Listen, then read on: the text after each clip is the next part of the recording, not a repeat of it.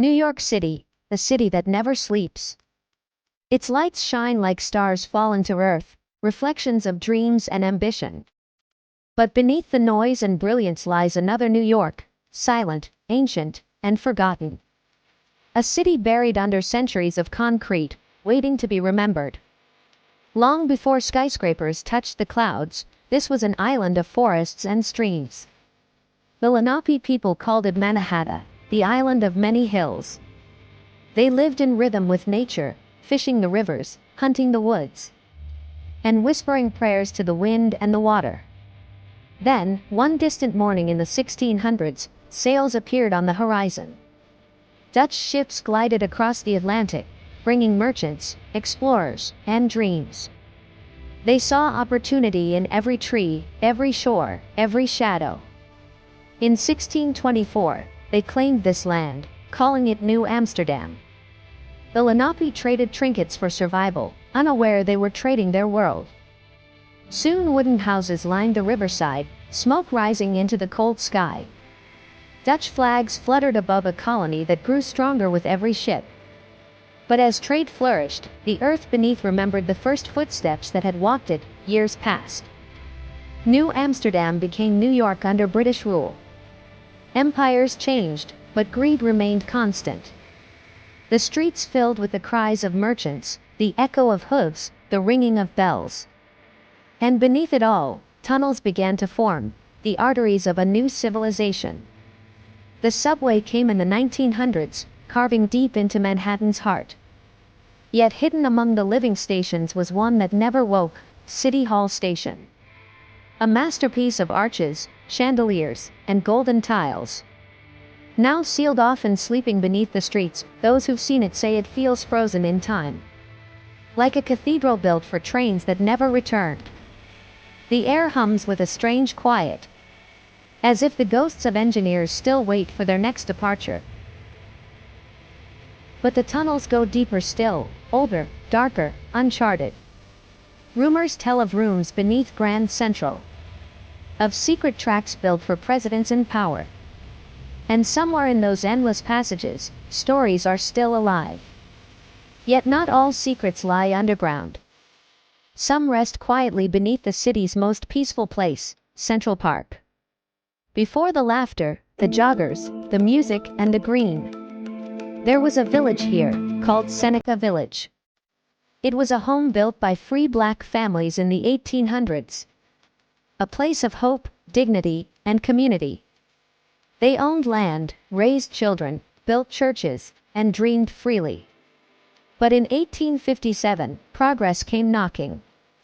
The city claimed the land, tearing down homes to build a park for everyone, except the people who once lived there. The memory of Seneca Village was buried beneath the grass. Today, the earth still hides the bricks and bones of that lost world. Children play above it, never knowing the story beneath their feet. Central Park smiles in the sun, but its soil remembers every tear that fell. As the years rolled on, New York changed its skin again. The 1920s arrived, an era of jazz, rebellion, and forbidden pleasure. Prohibition made alcohol illegal. But in the shadows, the city's pulse grew louder. Hidden behind unmarked doors were the speakeasies. Secret bars where music danced and whiskey flowed. Men in suits and women in pearls raised glasses to freedom, while the law listened from the streets above. Beneath some of those bars ran tunnels of liquor and laughter, carrying whispers and danger through the night. Even when the city was silent, it never truly slept. Its heartbeat was steady, deep and defiant, but where there is life, there are also ghosts. The Roosevelt Island ruins still stand. Crumbling walls of an old smallpox hospital, where the wind moans through shattered windows. Once a place of pain and healing. Now a skeleton of history watching the river flow. Locals say at night, lights flicker in its halls. Others say it's just memory, refusing to fade. New York is a museum built on itself. Layer upon layer of past and present.